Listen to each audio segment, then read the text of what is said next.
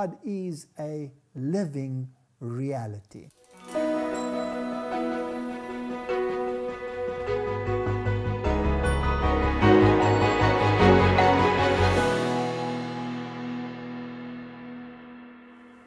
I remember the day as if it was yesterday, when I sat in that Roman Catholic church waiting for a priest to come and absolve me from my sins.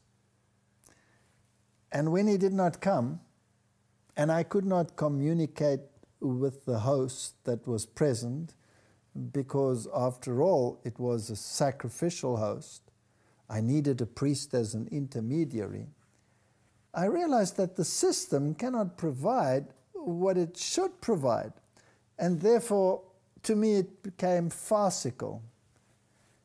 And I said a prayer, half in desperation, and I said, God, if you do exist, reveal yourself to me. And then I went home, absolutely determined to return to my atheism and to leave religion and all its manifestations behind me. And when I came home, and I was looking for something, and I found this little document which says that Rome had changed the commandments of God. And I looked at this, and they had a list of the catechism commandments, and I needed a Bible to verify that it had been changed, and eventually I found the Bible in my home, strangely enough, and compared the two and found that it actually was so. And then had a Bible study on this issue and on Daniel chapter 7, and discovered that yes, indeed, man had manipulated God's law. The audacity of it to supersede God in power and authority. And this started my search. So when I asked that question, I was first given doctrinal information.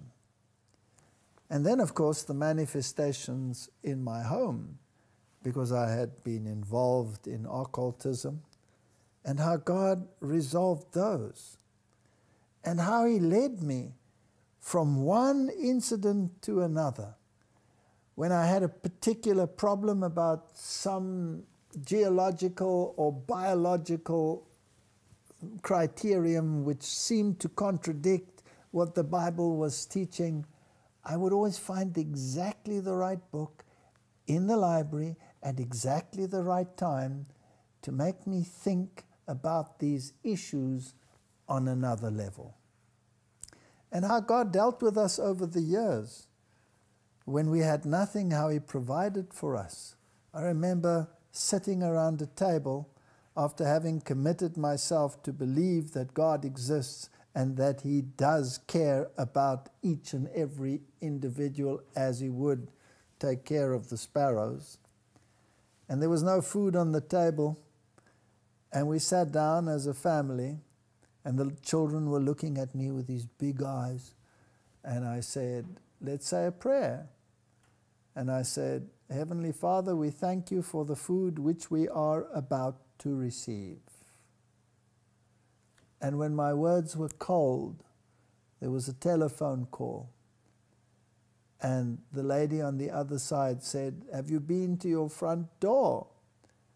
And I said, no. Why? Because we came in via the garage. She said, go and look at your front door. And I put the phone down and went and looked at the front door, and here was a basket of food. I opened the front door, carried this basket of food in, which some kind people had donated, and put it on the table, and all of us had a wonderful meal. And this was so gratifying. This was such a beautiful example of how God takes care of the little things, how He carried me through university.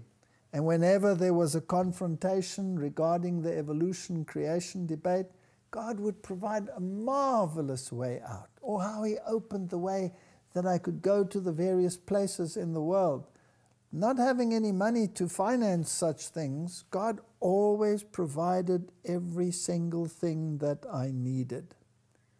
And not only that, when I was away, who would take care of my family? God took care of that as well. And I have learned to trust Him implicitly. When I was confronted with antagonism on the stage, or even threats of violence against me for what I was saying, God would provide a way out. And I believe that He will give His angels charge over you, and that He will take care of you according to His promise, because I have experienced it in my own life. To me, God is a living reality. I cannot see Him, I cannot touch Him, but I absolutely believe that He is involved at every single level of my life. And like Job, I would say, even if He slay me, yet will I trust Him.